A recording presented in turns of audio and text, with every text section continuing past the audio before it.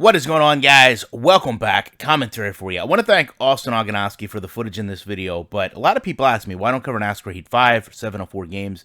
They don't respond well to criticism, and in my opinion, they make a very lazy, half-hearted game.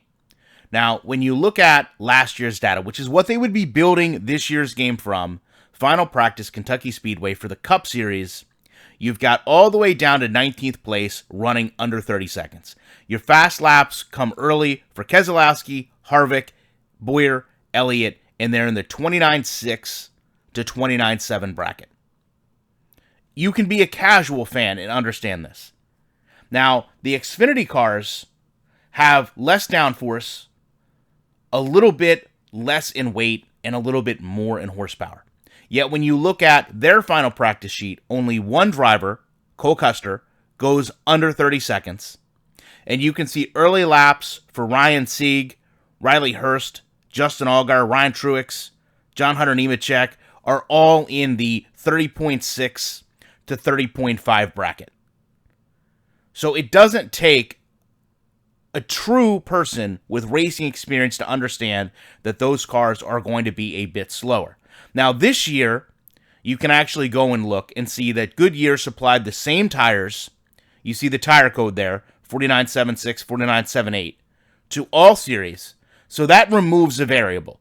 So we're just down to the cars themselves when emulating this year's game. And before I show you these laps side by side, I want you to understand the slight differences between the Xfinity Supra and the Cup Camaro. First of all, going off into the turn, they're running the same speed. Down the backstretch, they regain speed almost to the exact same point. When they go off into the turn, there is a second, in like a millisecond, where there's a few speed differences in mile per hour on either end of the track. But nothing noticeable, nothing accountable, nothing that would show a true change. And when you watch these laps side by side, and you understand that this is a game right now that is supposed to be emulating two completely different series, I'm sorry. There is way too much similarities between these two cars. You can tell me they handle different, you can tell me they're trimmed different, but I will tell you, as someone that's worked in both series, both in Cup cars and in Xfinity Series cars, there is no way these cars would be running this identical to each other across the track in terms of speed, in terms of time, and you would have to literally be one of the greatest drivers on earth. No disrespect to Austin. You would have to literally be one of the greatest drivers on earth with almost a non-human reaction to make those cars run that identical if they really were showcasing the downforce, horsepower, and weight difference that they had. In my personal opinion, all 704 does is make slight changes to the same driving characteristics and then label them on different models and call them different series. And that is not what any competitor in the marketplace really is used to doing. And that's why I have a hard time finding any type of joy in their game.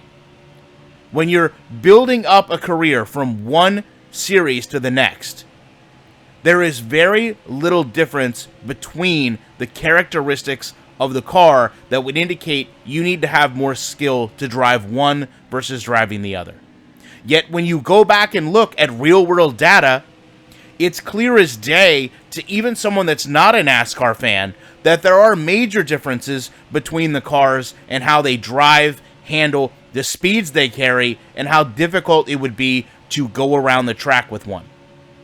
And yet 704 seemingly does not capture any of this element of the sport, which, to be honest, is the biggest element in NASCAR. Going from one series to the next, or being able to drive successfully across each series, is one of the most telling ways of how talented a driver is. Look at a guy like Kyle Busch if you really want to see that. The fact that he can go win every single series, and the fact that they continually talk about the reason that's so impressive is because he's able to carry that speed across different platforms. Yet in this game, you can literally watch cars side by side run nearly identical. Tells you all you need to know about the true care and passion that's put into this game, or in my opinion, lack of. So why would I waste my time trying to help them get this game better when they can sit there and look at how closely these games run to each other and know that there's a fundamental problem from one series to the next and seemingly do nothing to change it? There's no way you're properly replicating these cars if this is able to be done. Love to know your thoughts on this. Appreciate you checking it out. And you know I will be back in the week with more comments.